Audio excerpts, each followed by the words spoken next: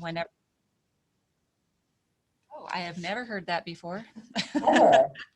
I was on another call at 8 o'clock this morning and I heard that repeatedly. It kept coming up and warning us we're being recorded.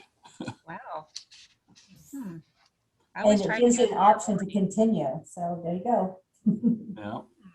Yeah, absolutely. Well, fantastic. Well, good morning, everyone. The numbers are ticking up. We've got over 70 people on the call, and I know we've got multiple people on some of these video chats. We've got 3 and 4 people in a room, so that's great. I'm sure we're going to get close to our 100 number very quickly here, but this is a very important session, and we're going to cover a lot of changes to our forms, and that's the common and consistent thing that we deal with twice a year. Every April and every October, new forms are announced, and every June and every December, the forms are released. And so we face this every year.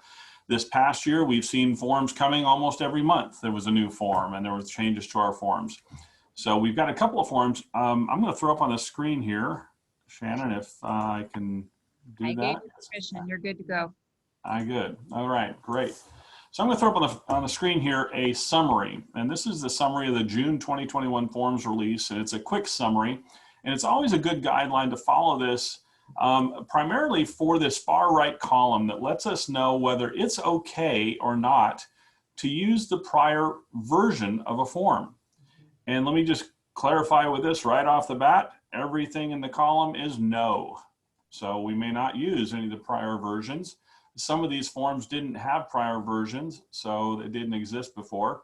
We're also covering a couple of items that were released in May already. So the CFPB disclosure and potential eviction protections, that form came out in May. It was a kind of a midterm release, and the FHDS, the Fire Hardening and Defensible Space Advisory, was released in May. So these two advisories were brand new and were already released. We're going to jump into a number of these forms here, but again, the key takeaway right now is that everything that's coming out new must be used as new. And so I think we've got a good number of folks on board here. Yeah, we're looking great. So let's get into these forms here real quick. And as we get started off here, a great big welcome to our new manager for the Menifee office, Alyssa Amodio. Thank you so much for coming on board with us. We're so excited to have you on board, and we expect to see great things coming from you and all of your efforts up there. But we're going to throw you out there right away this morning. You're going to take us through some of the buyer-broker agreements, aren't you? I sure am. Those are our favorite forms, I know, and most used, I hear from all my agents. And I know that's joking because it's the buyer's representation agreement. Which one we're going to first, Joe? Why don't we start with the one that was most commonly used, which was the BRNN, and then let's jump into the BRE. Got it. So this, if I could just say, when we start talking about buyer's representation agreements, period, I think the mindset would help if, and tell me if you can hear, if you guys can all hear me pretty good too. Can you hear me pretty good? Volume's a little low, but you're clear. Okay, perfect. I'll get closer. Unfortunately, you're probably looking at my nose, but let's see if I can get this volume up better. That's great. You're good. Better? Okay, perfect. So a buyer's representation agreement, period, without the extra acronyms, is an opportunity for you as an agent to really ask to be someone's realtor. This allows you to have that conversation that says, look, I've interviewed for this position, now I'm asking for the job. And I think that allows that transaction to come over a little bit easier. So I know when I got in this gig right away, it was kind of like, hey, you better ask for it. And I asked for it. And then my confidence level started to go down because I went, ooh, not everybody's doing this, and a little pushback sometimes. But if you go in saying, hey, these are my job descriptions and I'm working for you and you're going to be my client, it kind of makes this now relationship beyond dating, and you're kind of engaged. Does that feel like it might makes more sense? Okay, and you guys, Shannon and Joe, please jump in if I get off track. So we're going with the buyer's representation agreement, non-exclusive for non-compensation. And I think it's easier if I go ahead and this is what helps if you can just go directly to CAR and it tells you what it is. And it's an agreement between a potential buyer and a real estate property and a real estate broker. It has all the features of the buyer's representation form, except it provides for the broker to be compensated for services rendered on behalf of the buyer. It's non-exclusive, but also works like your BRE. It's non-revocable. So this allows you, again, to have these agreements, and you'll see that some of these red lines in here are the extra information that's been added or changed to the previous agreement. Could you scroll up a little bit? Oh, let me see, I can use mine.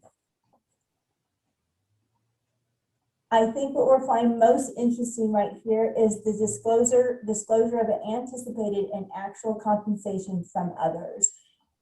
This is what you're going to start seeing more commonly that they're adding to the forms, and it's basically saying you're going to disclose broker's expected compensation on the property to the buyer by providing buyer with a copy of the MLS showing them the cooperating compensation plan. So typically we feel like this is something that we never usually talk about.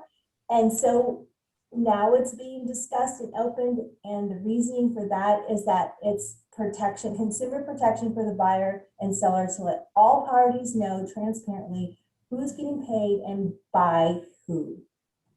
Hopefully that makes sense. Do you think there's anything else we need to add to this form, Joe, to discuss? It's the internet advertising. Well, again, some minor revisions to this, but you're right. The most significant change to all of the buyer broker agreements is related to a suit that was brought by the Department of Justice, and NAR, the National Association of Realtors, and the Department of Justice are continuing to negotiate on the resolution of that suit. And so everything we're talking about here is how these forms will be released in June unless there's a change to those negotiations. But one of the most significant changes to this is the transparency of the compensation provided to a buyer's brokerage, a buyer's agent. And that transparency means that the public is going to know what was offered and what that agent is going to receive. So this is where they're disclosing that this is now going to happen. And I want to, as we move into these buyer broker agreements, one other thing I wanted to mention is we don't always see these in transactions, and yet we really should. And I just want to feature on this form, it's the same on every one of them, but there are some things in the buyer broker agreement that are not covered anywhere else. And there's so much redundancy in all the forms that we use. But one of the key things right here is paragraph 6B, and it talks about the CAR form BMI. And it is notice, constructive notice that is given to the buyer that is their obligation to let us know of any material issues to the buyer. And these material issues could be proximity to a hospital, that they want to be close to a hospital, maybe close to a hospital that has a cardiac trauma center, or maybe proximity to a school that provides the type of support that their child needs if they have special needs. So this is the notice that they don't get anywhere else in our forms. And so it's very important that on every transaction with a buyer, we utilize a buyer broker agreement of some sort. Let's jump to the BRE, because traditionally we have encouraged people to use the BRNN because it is the non-exclusive, it's the least restrictive. Anyone can cancel it with written notice. There's no pressure, there's no real sales pitch, there's no lock-in, if you will. Yet now with how transparent this is going to be, we want to look really closely at encouraging everyone to use the BRE as we go forward. And Alyssa, you want to take us through what the significant differences are of the BRE? The BRE, it's a great point. This is the one that we should be using, and this is the one that really kind of ties you into your buyer and your client, and that you're working together on properties, and this is exclusive. This is exclusive to you and them, and that if they decide that they're pulling out and they're going rogue, that they are still obligated to make sure that compensation is coming towards you, because you've got it written in here. No, that's incorrect. I'm sorry? Oh, I was looking at Shannon. I go, did I not say that right? Oh, Oh, yeah. don't look at me. I've got people in front of me talking to me. Sorry, my bad. I'm like, 'cause I know that this is a form that sometimes can be intimidating. So I want to make sure that you feel like this is the form that allows you to feel like you are actually working in a safety zone because you've all agreed to be working together. And if you see there on line C, you have disclosure of anticipated and actual compensation. That pops up again. And what's really good is that these are redlined. So if you go to car forms, you'll see that these are redlined, letting you know these are the changes that you really need to start focusing on. And just to keep a note, some of these forms that we're still talking about can still change. They're not official. They are still going through the changes, but these are where they're at right now. Internet, we're not, yeah, that's perfect. Broker has no control over how long this information concerning the property will be out there. And we have a lot of exposure when we're showing property and we're seeing things, and people are coming back to you saying, well, I saw this and I heard this. This is not our responsibility at this point because it's noted right here. And that's the importance, in my opinion, in using these agreements to just make sure that you're backed up and cleared on all the unsaid and unknown and regularities that are happening in our industry on a regular basis. I would never think of blogs and social media, but however, now we're covered legally that this has no responsibility or bearing on this property or my representation on that property. Exactly. And that's a common complaint we get from buyers is they moved in and they say, I don't want all this on the internet anymore. I don't want the photos of the inside of my home available to everyone. And I understand. It's just, we're living in a different world today. And once it's out there, there is nothing we can do to bring it back down. So, yeah. I usually just say, hey, we don't control Google. I don't work for Google. Can't help you. It's so true. And it's exactly that, Joe. Clients, they love it. They used it for their purpose, but they didn't realize that when they bought that home, that information is out there for a long time. Yeah, and we can understand. You know, there's certainly some concern. You can understand and imagine if you're in a sensitive line of work. You know, maybe you're in security or law enforcement or something like that. You really don't want people to know the layout of the inside of your home. It seems a little contrary to your safety and security. So, you know, people like that may want to, you know, consider purchasing homes that aren't on the market, that don't have all those photos in place yet. But yeah, it's a very common thing and there's nothing we can do about it until something changes in the future. I don't see that going away. No. So in conjunction with these buyer broker agreements and our new obligation to be transparent with the compensation we receive, there's two more new forms here. And Alyssa, do you want to walk us through the ABCD? Love that one. No, I actually don't. The reason I didn't practice this one as well. Okay, no problem. I focused on the buyer's agreement. I made jokes about the ABC one, remember? Very good. No, I'm happy to jump in here. I'm sorry.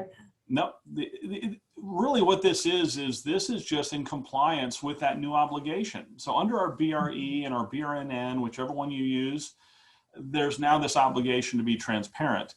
And the client who may have come to you through an open house, we heard this morning Jennifer was out and picked up a couple of new clients. They may not be as technologically astute as others. They may not be on Zillow and looking at the websites and seeing what the compensation is. So to meet our obligation, they provided us with this new anticipated broker compensation disclosure. Now, if we've just entered into a buyer broker agreement, a BRE, with someone where it obligates them to pay us 3% compensation or 2.5% compensation, this form becomes very important to them because it was explained to them during that, you know, the completion of that form, that their obligation is reduced or eliminated, satisfied, should the seller or the seller's brokerage compensate us. So this now, let's say we want to see 5 properties and we're going to enter those 5 properties in here and we'll put the addresses and we're going to put whether it's a percentage compensation or it's a flat fee and where the source of that compensation is coming from. Was it listed in the MLS? Did we negotiate on a cooperating broker compensation form? Did we do a commission agreement? Or is this a single party transaction, whereas we're working with a for sale by owner, for example? And so the buyer, as they're looking at these properties and comparing these properties, it allows them to look at this from a little different perspective. Well, if I buy this home, my obligation to my agent is satisfied 100%. I owe nothing else. But if I purchase this home, that agent, that brokerage is only offering 2% and I owe another 0.5%. So maybe I'll adjust my offer accordingly. Maybe I'll offer a little less because buying their home is going to cost me some more money. And so this gives the buyer the ability to make those decisions. And so this is done in advance. This is the anticipated broker compensation. When you're looking at 5 homes, this tells them what those homes are offering. Now the question is, well, do I need to do this before I show the homes? No, but you will need to do it before you write the offers. I think this could work in our favor.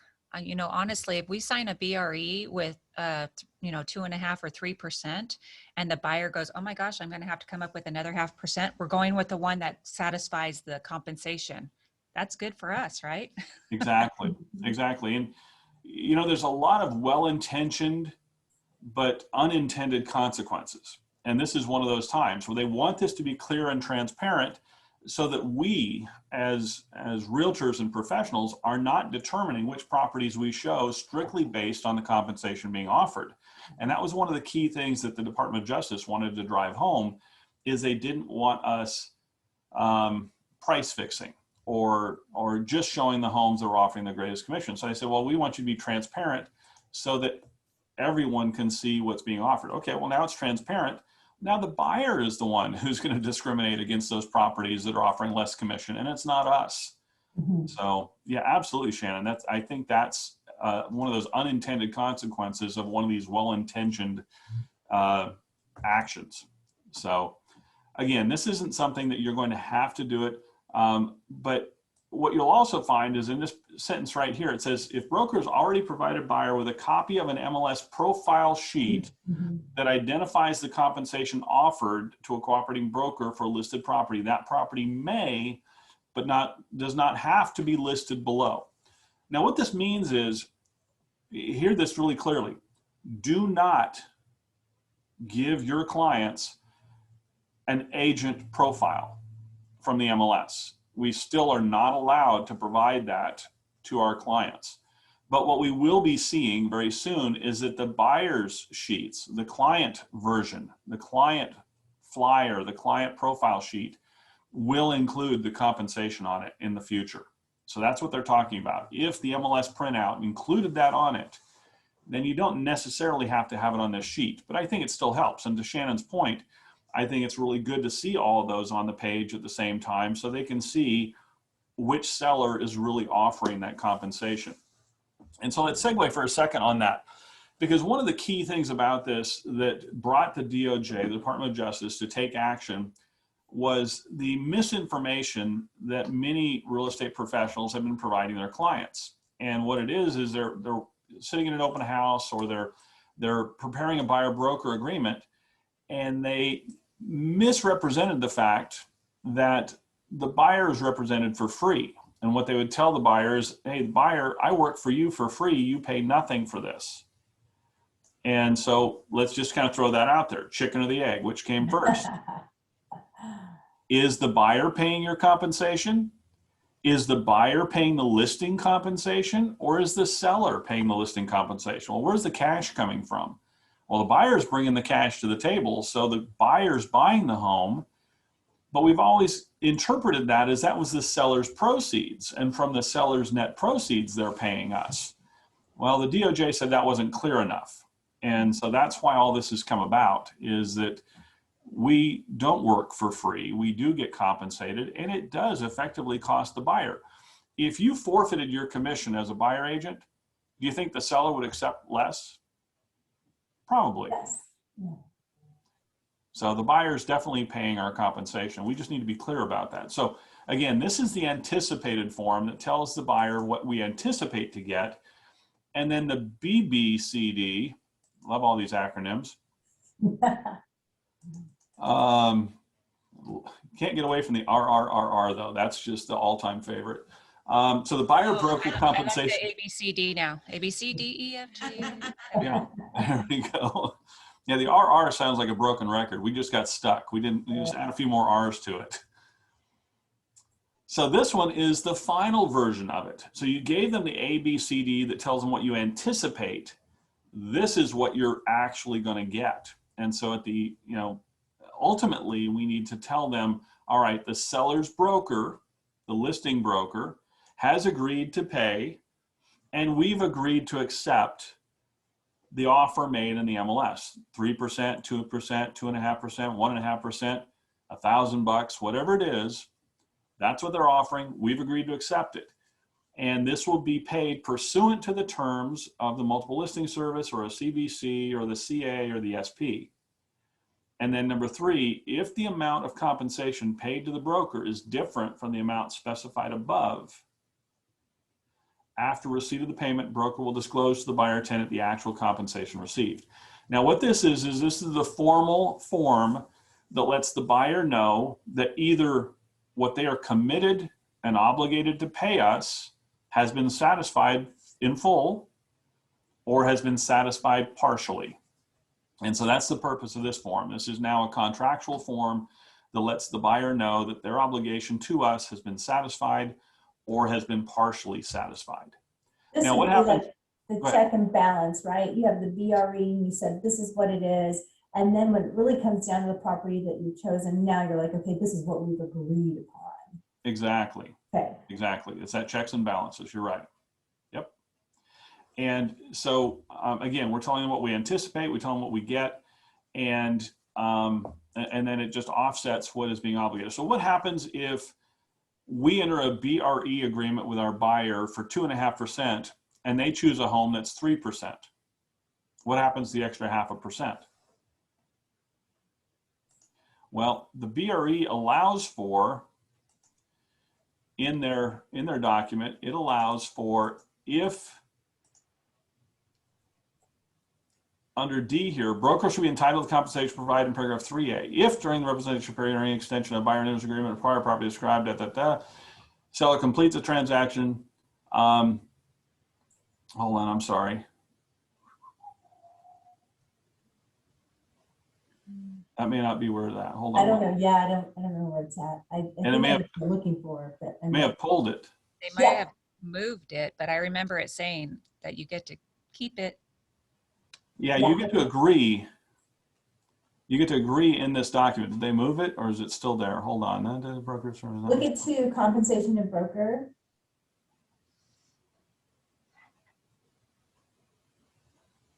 Buyer agrees to broker.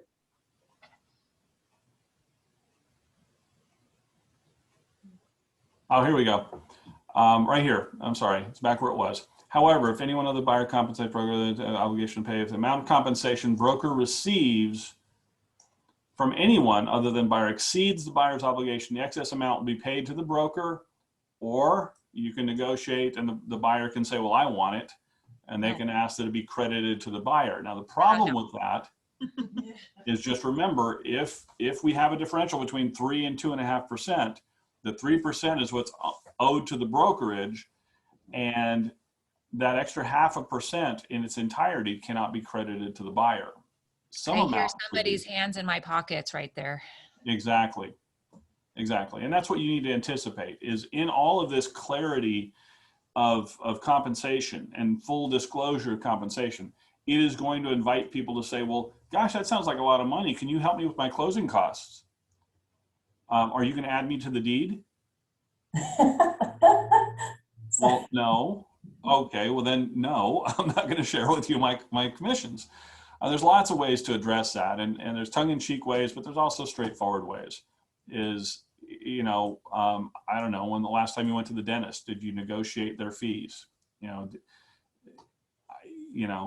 And so, but unfortunately, this, like I said, this will invite those kind of conversations, so be prepared for those. All right, we've got a few other forms to go into, and we'll take some Q&A at the end here. I think Shannon was tasked with one of the toughest ones because it's all red. So Shannon, you're going to walk us through the cooperating broker compensation agreement. Can you hear me? God. It just looks scary. It's really not scary. So the cooperating broker compensation agreement, we don't use it very often, but I know that last week we had that video from Mark, and some of the tips were, hey, have the buyer pay your commission. This might be the form that you would use to help, describe that as well if you gave that commission away. But let's just go through it from the top to bottom because it's pretty simple. Number one paragraph is just identifying the seller's brokerage firm and the property address and who is the seller. Now, this can be used for leases as well, and this is frequently when I see it used, honestly, is when someone is bringing a tenant to a lease listing and they want to reconfirm the amount of compensation in the multiple listing service. Paragraph 2 is talking about who's the identity of the buyer's brokerage firm and who is the buyer. And it does state in that particular paragraph that they've entered into a contract to purchase or lease the property. And so that's why this could be used for both. Paragraph 3 is where we have all the options of picking boxes. So first, in the beginning paragraph, you're going to state which MLS system the property is listed with. So CRMLS is what we use out here. So you'll fill in the blank there. Paragraph A is really confirmation of what is in that multiple listing service, whether it be a percentage or a flat rate dollar amount. Pretty straightforward there. And I will say, and I'll point it out, that some of these, once you start making changes, brokers / managers will have to sign the form as well. So let's get to paragraph B. Modification of compensation in the MLS. So the buyer's broker is participating and is modifying the percentage or the dollar amount in the that what's listed in the MLS. And so when this happens on this particular paragraph, all brokers, both the seller's broker and the buyer's broker, have to agree to this, okay? Because we're changing it, what we're giving, and we want to make sure everybody's on board. So you guys can't just give the money away without us as managers saying, okay. All right, paragraph C. This is used when the cooperating broker is not a member of the multiple listing service that we belong to, or a reciprocal MLS that we belong to. So it's really a confirmation because they can't necessarily see what's listed in our MLS because they are not a part of it. So you'd fill in the percentage, and the seller's broker / manager would sign on the second page. Yeah, let's talk about real quickly for a second. Why would someone not be a member of the MLS? How would that play out? What kind of MLS would they belong to that wouldn't be a cooperating? I mean, it's possible. We are licensed to sell in the entire state. So it could be somebody who's like a friend of somebody, saw it on Zillow, and I'm bringing an offer to you. And I know our agents have done this. They call the listing agent that they find on Zillow and say, is there any compensation offered here? Okay, great. Here's where you would use this form, because they can't see our MLS, but they can see it's active on Zillow. That's when that would be one example of when you might use that. Does that make sense? Yeah, exactly. It could be someone who's an Idlewild agent or a Big Bear Arrowhead who's never joined CRMLS. They're not a member of our association. But this is also another one of those DOJ things where they didn't like the idea that you had to be a member of an MLS in order to get compensated. So even non-members of any MLS, but are legitimate licensees, can be entitled to a compensation now. So this would be used to just firm those up. If they're not a member of any MLS or they're not a member of our MLSs, you'd use this paragraph here. Yep. Right.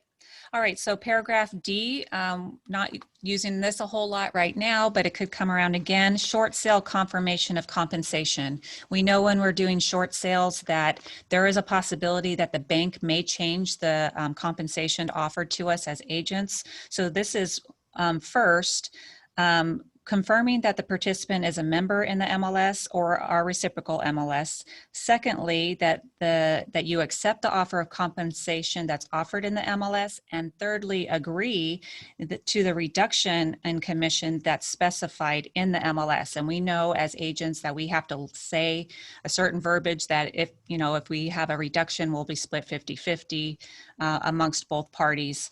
In the MLS. So that's when we would use this particular line, is just to confirm that short sale.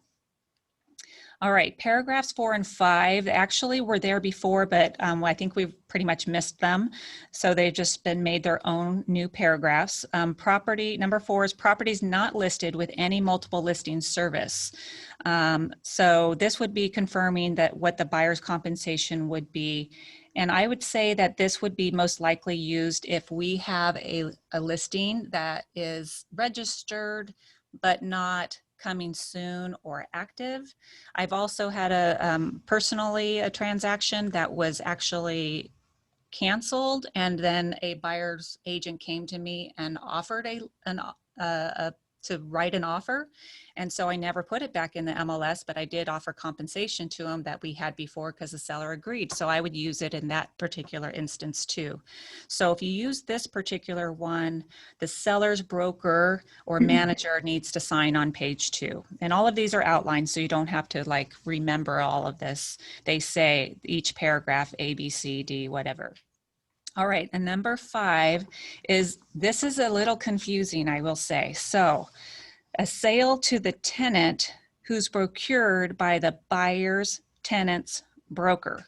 Okay, so if the property is listed for lease and you bring the tenant to the property and they lease it and now they decide to buy it, then you're going to reconfirm compensation as the tenant's broker, which you are now the buyer's agent broker. Does that make sense? It's super confusing. No, that's good. Yeah. So, All right. So anyway, so you're just going to reconfirm that compensation on that one. And then there's an all catch-all, number 6, just fill in the blank. And if you fill in the blanks, everybody's signing this form, that both agents, both brokers or managers. So then in paragraph 7 is just the instruction to the escrow company of how to pay out compensation listed in this. So you would want to send this form to escrow. Don't forget, because if you're changing it, whether for the good or the bad, we don't want to have a mistake and have to like recut checks or things like that. Paragraph 8 is management approval, which I've been talking about, but they've also added that the buyer's broker's firm needs to sign on certain paragraphs, 3B in particular. So that was added. And then the second page is just all the signatures, and you can see where it says, hey, you must sign here or there. And our file auditors, of course, will be catching those. So if you miss a signature, it's going to be bounced back to you. Any questions on that one? All right, take it away, Joe. great. All right, fantastic. I think there was a question in the chat, unless you answered that. Yeah, Mary Krager, should this form be incorporated with the purchase contract when the contract signed for a short sale? Purchase contract when the I think that if you're doing a short sale, it would be a good idea to reconfirm that the buyer's agent is aware that that compensation can change. It's not going to hurt you to use it. So better over disclose. Yeah, very good idea. You must have that same disclosure in the MLS and the private compensation remarks, but it's great to incorporate it in at the time of the purchase agreement so everyone has agreed to the form of reduction if there is a reduction. Yes, absolutely. Great question, Mary. Okay, fantastic, great job. Next up, we've got property images agreement has got a couple of significant changes, and then we're going to get into the referral fee agreement. And Carol Rounsley is going to take us through that. So here we go. Good morning, everyone. I think that the property image agreement is really important to us now. They did make a couple changes. And I think it's very important because a lot of us are using professional photographers. We're using drones. We're using all kinds of things to promote our properties. Maybe not so much now because they go so quickly, but the one thing I was looking at is everybody should look at number one, talking about the work and the items. It also talks about what the agreement is with the photographer and what we hold them accountable for. It was interesting to me that when I was looking at this, when it goes down to 7, it's talking about drone use and indemnification, very important, because it's saying that the photographer assures the realtor or the real estate licensee that their warranty that the photographer is knowledgeable and is in compliance with all the rules and regulations that govern it under the CFR Title 14, the 107. It also indemnifies both the realtor and the broker from any claims, demands, liabilities, costs, expenses with reasonable attorney fees. So I love this one because it does protect us agents and brokers from anyone doing maybe unlawful things by taking pictures of things that we shouldn't be taking pictures of. And it's to protect the public as well. So I thought that was very good. I also like the fact that they talked about the relationship of the parties. Under 8, it talks about the additional terms and conditions and the validity on number 9, the construction and enforceability. It also talks about the broker indemnification and rights. So, and it follows the MLS rules. So all of these are really good. And as all of our forms do, they make everyone sign it. So everybody is clear. And it's nice because it does keep us in compliance with being transparent to our clients, to our broker, to ourselves, and everyone involved. So I like this one, and I hope that you all use it when you're using professional photography or drones. Yeah, please make sure to use these. The risk financially to a licensee, to an agent, is tremendous. Copyright and the rules of the MLS are very, very strict. And there have been agents that I am aware of that have paid fines of thousands upon thousands of dollars to the MLS for improper use of photos. In one instance, they used a photo that was taken from an HOA's website that showed the common areas. And they thought, well, what's the harm in that? It's just a common area. No one's going to care about that. That fine was $5,700. And then another one where the agent had an agreement with their photographer from years gone by to take common area photos of an HOA, and they reused those photos. They were entitled to, they paid for them. They had the agreement with the photographer. The problem was the agreement with the photographer didn't meet the obligations of this document. Yeah. So make sure that you have this for every photo you ever use that was taken by a professional. You must have this agreement in place, or the CMLS could deem that the agreement you have is not acceptable. So we also have had the question come up where people say, well, our photographer doesn't want to sign this. They have their own version. That's risky, because if it doesn't meet the MLS's requirements, you could be fined. It won't go after the photographer. So if you have a photographer that doesn't like this agreement or has their own agreement, won't use this one, you might consider a different photographer. It's that critical.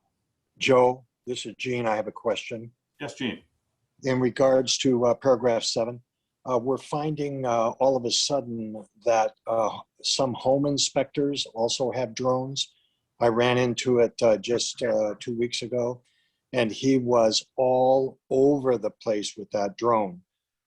So how do we protect ourselves and the company for that type of drone use?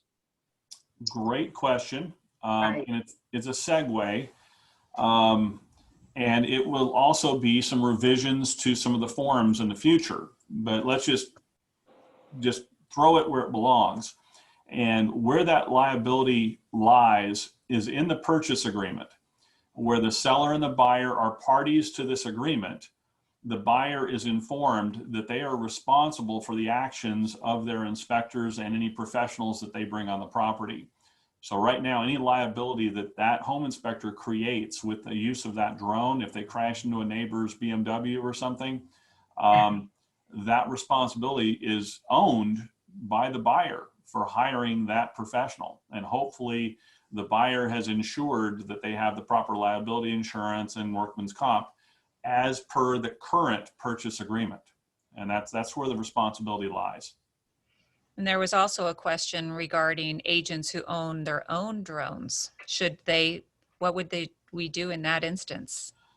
I don't even know. Yeah, so that is really tough because the definitions of all these codes, the CFR codes and the Federal Aviation Administration's regulations on these, drones are licensed in two primary categories: recreational use over a certain weight and any kind of commercial use. And once you click into commercial use, you wind up having to have specific licensing and be approved by the FAA, et cetera. So from the very least standpoint, any commercial use of a drone requires that licensing. From a brokerage standpoint, it's not something we've addressed yet. However, it would likely require additional insurance to be operating a drone in the performance of an agent's duties. So you'd want to make sure you have the proper liability insurance for operating a drone commercially. Probably the best way to answer that. That's very good conversation. And I would add that this is why it's extremely important that we go over these forms, but more importantly, the real estate licensee should also review these forms to the extent, and if there's questions like what Jean just asked, you should be asking pretty much the same thing. Yeah, absolutely. And again, the caveat, the catch-all for all of these things is ask questions. Right. See your manager, see your manager, see your manager. Ask questions when you have concerns and you have lack of clarity on any of these things. Make sure to bring it to your manager and get some guidance. Always a good rule of thumb. If there's any other questions on the PIA, let's get to the RFA. It's me again. You again, Carol. So on the acronym, the RFA, which anyone that knows me, I hate acronyms, but I would rather say a referral fee agreement. Actually talked about this morning with one of my agents. It's really important, and what our forms advisors or printers or the lawyers, what they decided to do was clarify some things. Everything looks the same except under the agreement, the fourth line down, it goes into after the evidence of transfer. It talks about resulting from the contract specified below whether closing occurs during or after the expiration. So that's real clear to me. And I love it that they put that in there because it just makes it more transparent. So if you look at this, it's during or after the expiration that we entered into a contract to buy, to sell, to lease, or other. I like the fact that they put that in there so it's more clear. Another thing that you'll notice is the referring broker and the recipient broker now has to sign, and they have to put in their license number. Don't forget the tax ID of the referring broker, and all the recipient broker has to do is put their license in there. They didn't have to do that before. They just had the broker or the manager sign it and was off and running. So these are nice additives that is, again, making it more transparent to everyone involved. And that's it for me. Very good. You know, a lot of these changes come as a result of issues that come up. And again, I've served on the committee that creates these forms, and it's crazy. Trying to cross every T and dot every I and anticipate every challenge is so hard in these forms. But what they found was people were having discussions and disagreements. Well, yeah, we entered into the contract before the end of the referral fee agreement. We didn't close escrow until afterwards, so you don't get paid. Sorry.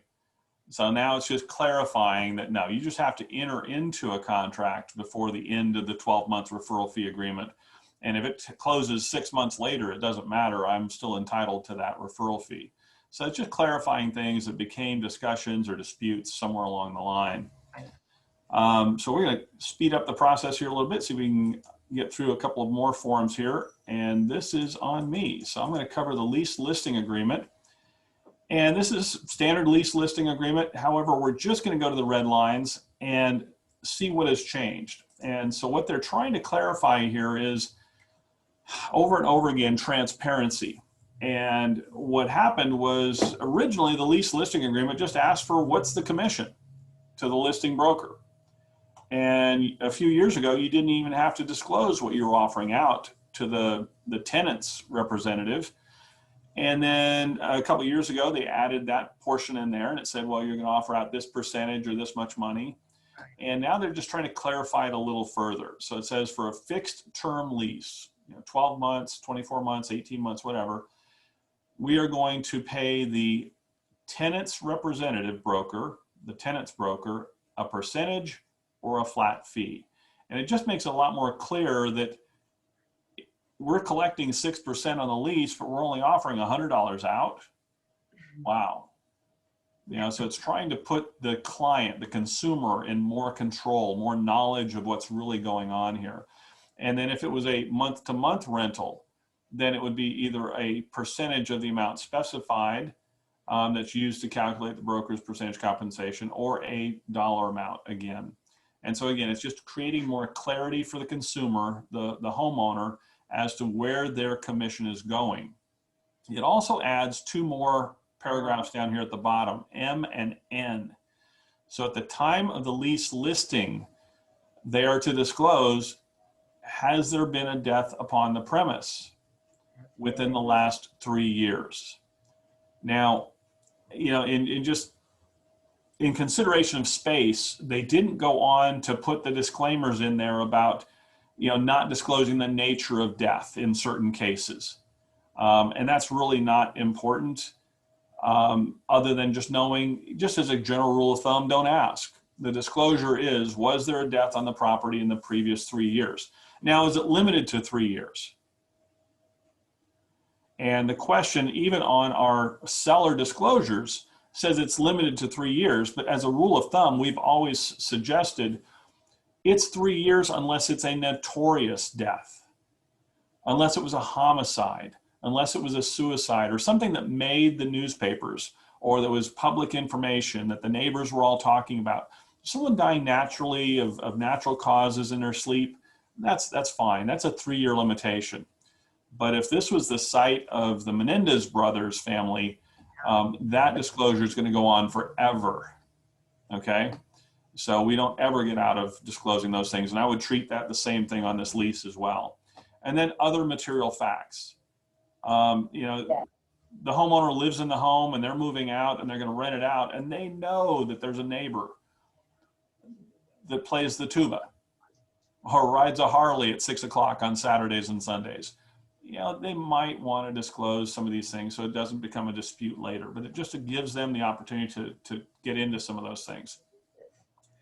This I found really interesting and very important. So if you do leases, pay very close attention to this portion right here, paragraph F. And it talks about the termination of agency relationship. Owner acknowledges and agrees that unless owner and broker have entered into a separate property management agreement, broker will not represent owner in any manner regarding the management of the premises. Owner further agrees the representation duties of an agency relationship with the broker terminate at the earlier of either I or double I below. The two triggers are entering into a rental or lease agreement for the premise, or if no lease already entered into at the expiration of the agreement. So either when this naturally expires or when we enter into a lease agreement. Now, we can modify the lease agreement portion and say, it expires upon tenant occupancy, Oh, you can hit that. or it expires upon delivering the keys to the tenant, completing the walkthrough, completing the move-in inspection, because there was always lack of clarity on that. I leased the property for you. You, the homeowner, are now the landlord. You take care of the memo. You take care of turning over the keys 3 weeks from now. You know, you take care of all these things. So this now clarifies for us at the time of the lease listing how far we're going to be involved in this process. And what happens a lot of times is you get the phone call a year later and the homeowner says, hey, they're moving out. Can you take care of the memo? No, no, I can't. Because our agreement, our relationship ended on one of these things. Move in inspection, not move out. So we can accept that responsibility, but I would hope that your compensation reflects that accordingly, that you're not doing a discounted commission on a lease and then still being there for the move-in and completing the memo 3 days later and all of those things. So again, this is a very important part of this lease agreement change. Make sure you're familiar with that if you're doing leases. Okay, any questions on the lease? If not, we're going to jump into the residential listing agreement. And again, we're looking for the red. One of the first places is a discussion on days on market. This is the discussion that just won't ever go away, is what defines days on market and when does that begin? And so again, they're emphasizing that we as professionals should be discussing with our client, the consumer, how days on market are calculated, how they accumulate, and what does that mean to them? What kind of relevance does that have to their listing? And just in I guess some review here, a registered listing whereby you have a listing agreement that has not begun marketing and has not begun showing. Yeah, has not begun marketing or has not begun showing yet. That does not accumulate days on market. Once it goes to coming soon and you're conducting marketing, again, it's not tracking days on market, it's active. When things trigger to active is when we're seeing the days on market. Now, again, this is just advisory. It says sellers further advised to discuss with the broker how any days on market calculations or similarly utilized tracking field works in the MLS. And again, this is a good time to discuss it because it always happens at the end of the lease. Well, can we just let it expire and start over and start the days on market tomorrow? Yeah, no, it doesn't work that way. You're still going to have cumulative days on market. So letting them know how those things work up front is very important. This here is a significant change. Broker and seller duties. You know, many times this says broker responsibility or broker duties. Well, now it's saying broker responsibility, authority, and limitations. So it's being a little more firm about there's things that we do not do. Presentation of offers, again, just re-clarifying that the broker agrees to present all offers received immediately, as soon as possible, unless there is written instructions to the contrary. So we're going to put a home on the market coming soon, and you get an offer the first day of coming soon. Unless your seller has given you written instructions in your listing or on an MT form, we have to present that offer immediately. We can't wait until it's been on the market the first weekend. We have to present it now. So getting clarity to when you're going to present offers is going to be really important. And then this one, last month of April was Fair Housing Month. And there's been a lot of emphasis on fairness in housing and selecting of buyers and selecting of tenants. So this whole paragraph goes in here and it talks about the Fair Housing and Discrimination Advisory and how paragraph 8 informs the seller of the practice that many buyers and their agents include a buyer letter or buyer love letters, we call them.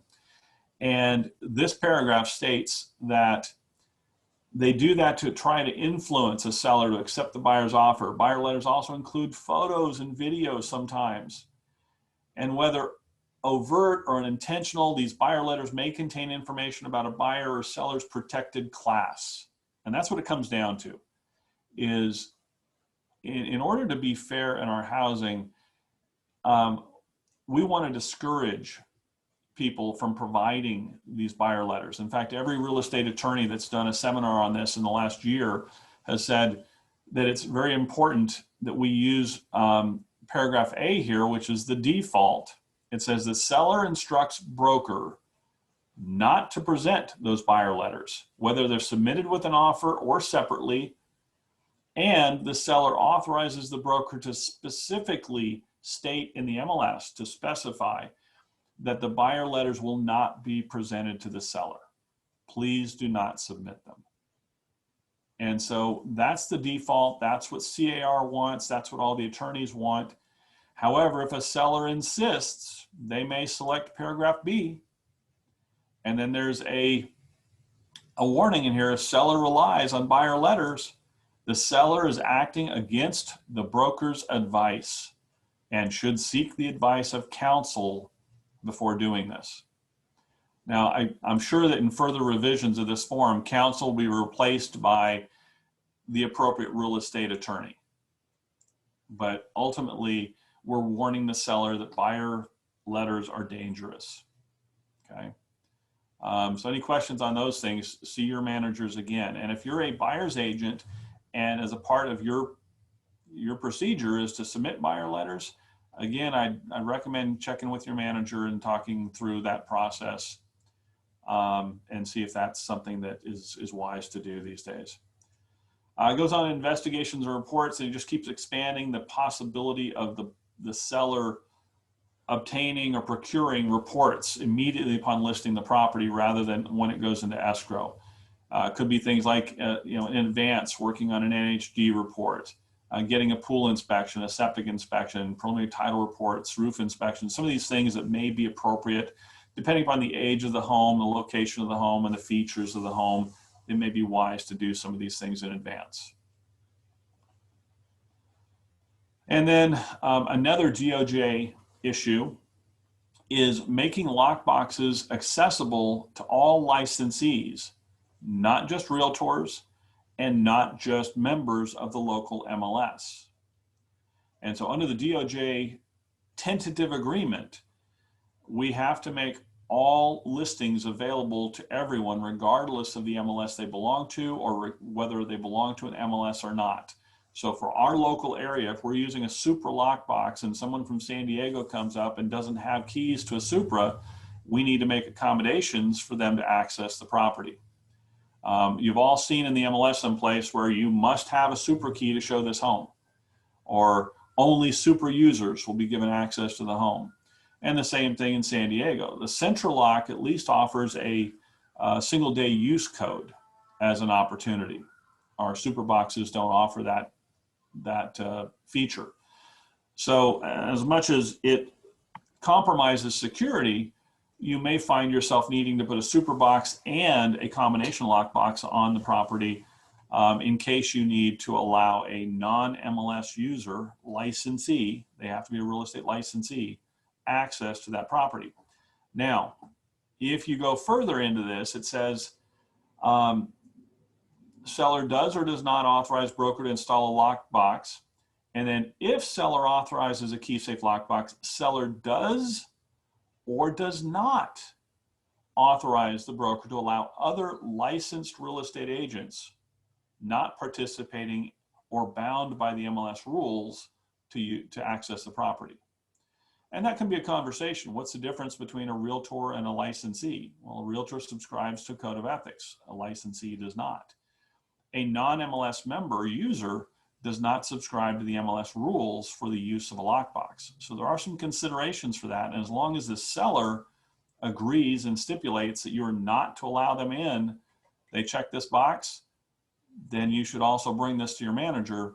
But that would allow us to, again, stipulate that only super users or MLS members would be allowed access to the property. But that's going to be on written instructions from the seller. All right, so questions on the residential listing agreement?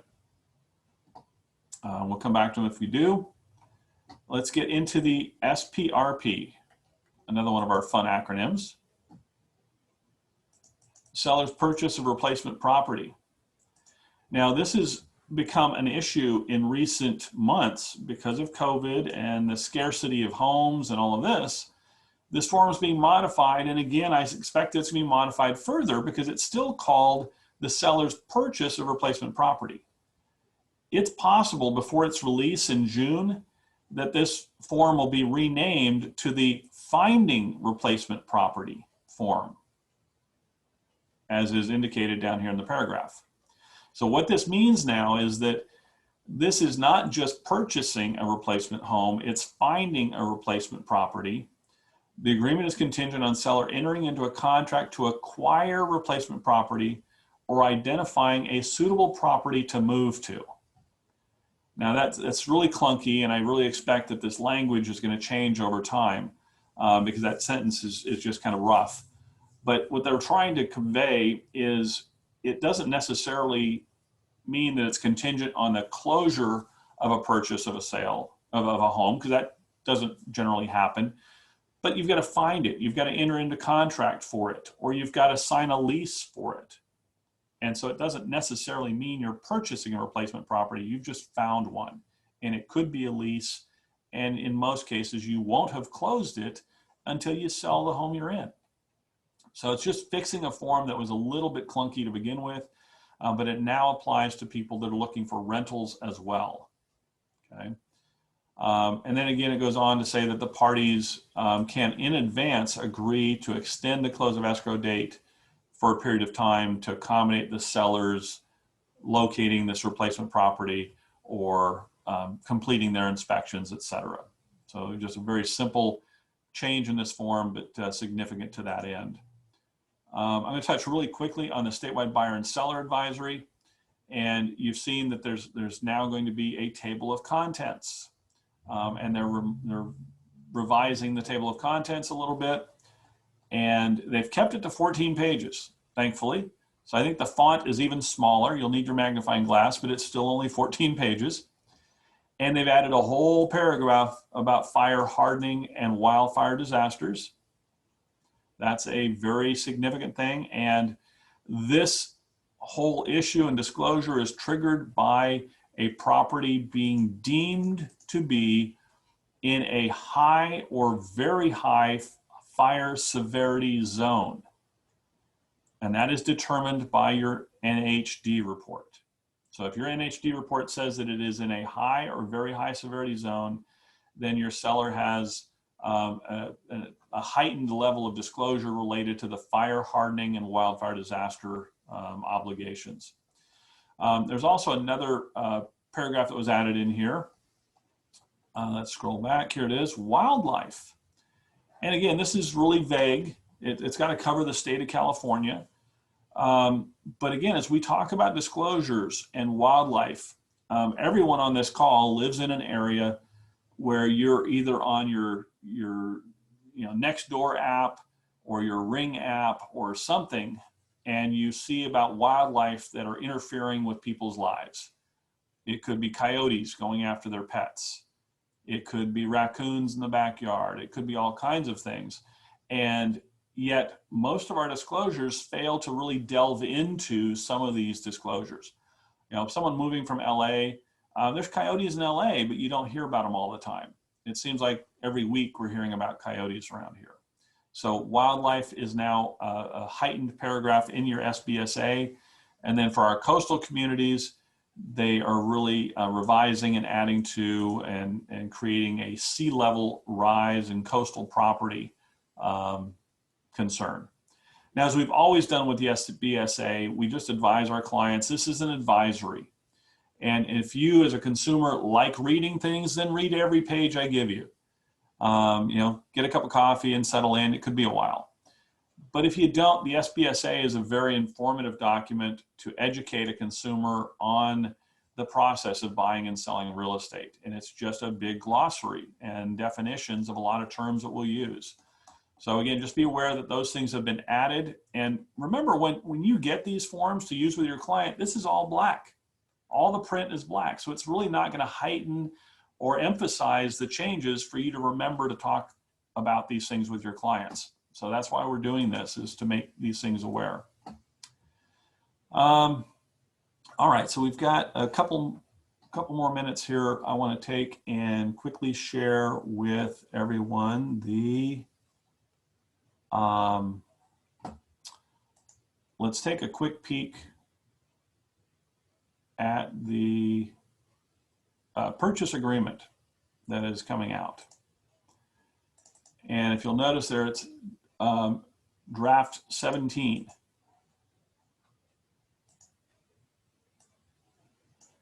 Bring it over to this page. Here we go.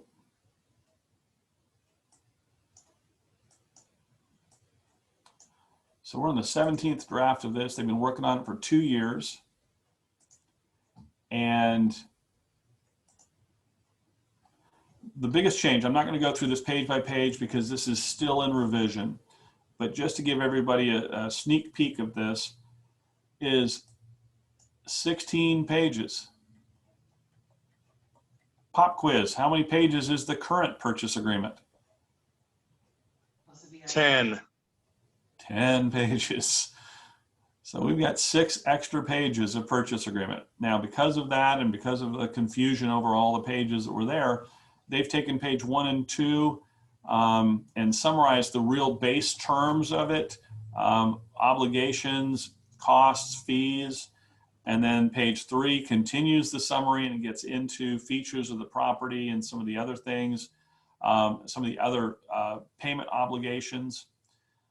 But basically, they've moved everything to the first 3 pages to try and summarize it. And you can see the red. I have to say, I like the new format. There's no hiding any special funky terms. It's all, it looks like it was all in paragraph R of the matrix that they outlined there. You can't, there's no place to mark boxes or add additional on all these extra pages. So Right. that's a good, but 6 extra pages is a lot. It is. And unfortunately, the unintended consequence of this is that it becomes so much that nobody reads any of it. And the idea behind all of this is consumer protection. And yet we make it so cumbersome that the consumer is less protected than ever before because there's just so much more to read. But Shannon, you nailed it. The real benefit and the blessing of this new version and layout is you've brought everything to the front. You're not going to hide that there's a seller credit or closing costs or something else buried back on page 6 or in paragraph 8, or it's just all addressed up front. So just a quick sneak peek, it's still in revision. The final version of this will come out and be announced around October of this year, with the intended release being December late this year. So I just want to give everyone a sneak peek of that. Again, remember there's a summary page here that talks about just it summarizes the changes to these forms and why these forms were created, how to use them. That's always available on CAR. Let's cover Q&A. Anything else? Okay, so my question is, when it comes to agents who decide to use a drone operator, when will the lawsuit happen where the drone operator takes pictures above the house and the neighbor's kids are in the backyard playing and the neighbor doesn't want their kids in any photos? Yeah, so that is one of the common discussions and arguments that comes up with drone usage. And that's already there. That's already an issue. And, obviously, we've all seen them. You see the property photos where there's one of the sellers is in the photo, or their dog or their child someplace. Those are not photos that should ever be published and used in any marketing or on the MLS ever. It's very reckless and dangerous to do that. And the same thing applies for drones. No matter who takes the photos, if you're the professional photographer you've hired or the home inspector, none of those photos should ever be published. Now, a home inspector, if in the course of doing their work, or even the photographer in the course of doing their work, their image includes some of the backyard of the neighbor's house, it's been held in precedents in court hearings that is ancillary and unintended imagery of the backyard of the neighbor's house. Just like putting a security camera on the back of your home, that focuses on your backyard, but picks up a slight corner of one of your neighbor's yards. That's fine, and the courts have held that that's acceptable. But having a camera on the rooftop of your house that's looking at nothing but the neighbor's house, that's invasion of privacy. That's a little different. So the same thing with the drones. We have a duty just as professionals to determine what the best photos are to use, and none of the photos that contain a neighbor's children or even the neighbor adults should be used in any marketing. That is just a bad idea and risk of litigation. And I know that photographers will actually, because I'll go on site with my photographer and you'll see that the street is got kids playing on their bikes and doing their whole thing. And she'll tell me, she goes, I can't take a picture of the neighborhood. So it's just me strictly in the house because it's too many kids. I'm like, okay, so the professionals, they do know that, and that's why it's important.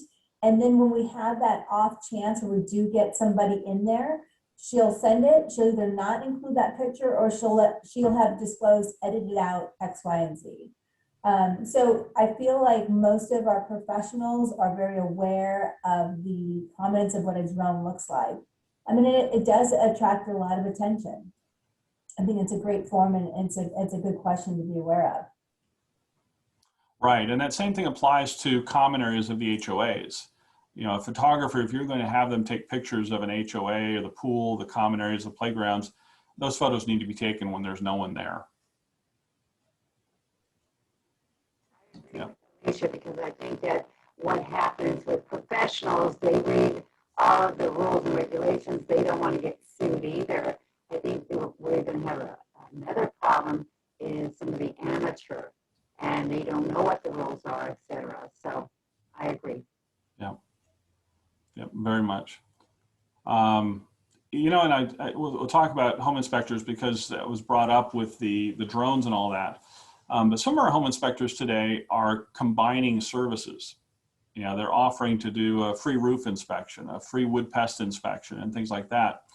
And you know, just be aware with those, just like the use of the drones. You know, those home inspector companies may be stepping out of their core competency and bringing in other licensed people that are doing roof inspections and wood pest inspections. We've had a couple of instances recently where there was damages caused to a roof because the home inspector's roof inspector got up on the roof and broke some tiles, and other situations where the wood pest inspector came and signed the report but never got in the attic. The home inspector took the pictures in the attic and the wood pest inspector signed off on it because he wasn't there for the inspection. It also has turned up where the home inspector brings 3 people to the home inspection and you had a PED from one of them. And so you didn't have the PED from the other 2 people that came along for the inspection. So just watch those things.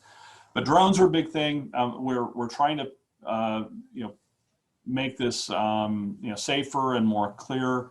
The purpose of all these forms is always to create more clarity to the consumer.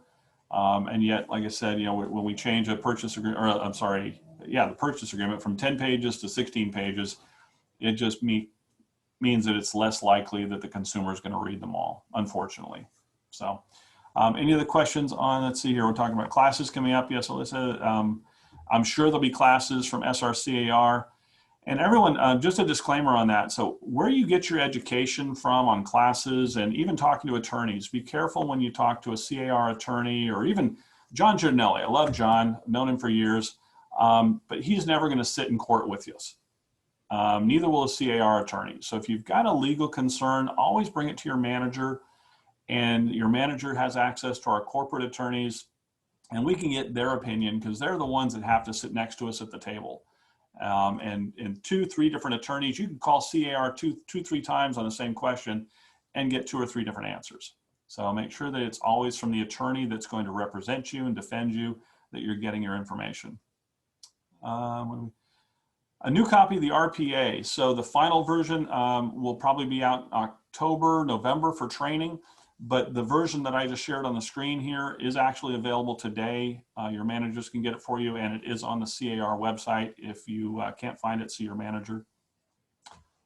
I don't see anything else in the chat unless you see something, Shannon, or anyone else that wants to unmute and ask a question. Go ahead. I think you got them all. Great. Then we're done.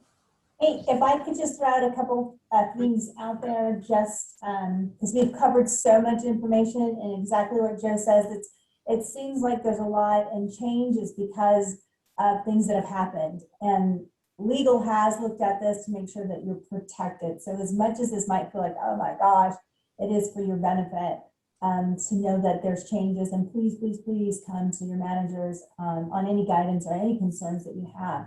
However, I do definitely want to give you the forecast for what the industry climate weather looks like. And it's sunshiny and successful. In Menifee, we have 111 active homes. And in the price bracket between 450 to 550, there are 11 available.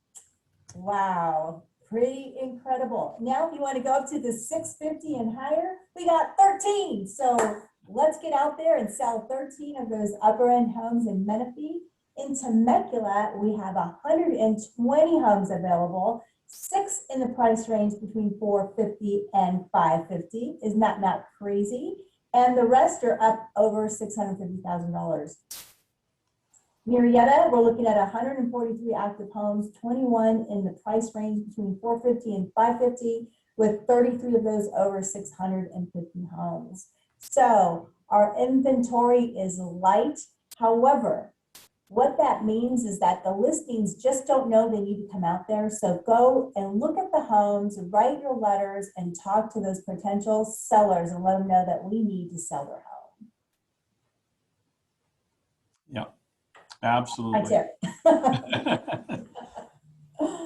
We make our own market, and you know what the numbers tell us is we had a record year last year as a company, as an industry, as a region, and the market is great. All of these things that are coming right now. So if you can anticipate something that's coming up, kind of piggytail on that, is with mask mandates expected to be released and lifted in the middle of June, now is the time to be visible like never before. Whatever you do to be visible, whether it be using the VAC neighborhood reports, you're emailing reports and letters and flyers, you're sending out postcards, you're doing open houses, now is the time to pull out all the stops and do everything you can to be visible. So I agree with you, Alyssa. The market is sunshine and roses for the future. Amen. Let's get it all. Thank you, everybody, for coming today. I appreciate all of the managers helping out in their parts of going over the new forms. And if anybody has questions, just go to your manager about the forms. They are all available if you just do a search on CAR June 2021 forms release. And also I like to mention is if you are in the middle of a transaction when these new forms hit, you're okay to continue closing that transaction with the old form. Just new transactions will need the new form, and they'll switch in zip forms automatically for you. Yep. So, with that said, I'm going to say goodbye if we're all done. Joe, are you good?